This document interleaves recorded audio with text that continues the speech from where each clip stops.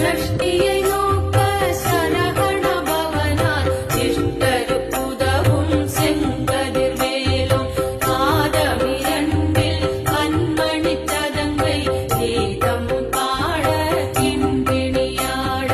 சஷ்டியை நோக்க சரகண பவனார் சிஷ்டருக்குதவும் செங்கதிர்வேலும் பாதமிரண்டில் கண்மணி சதங்கை கீதம்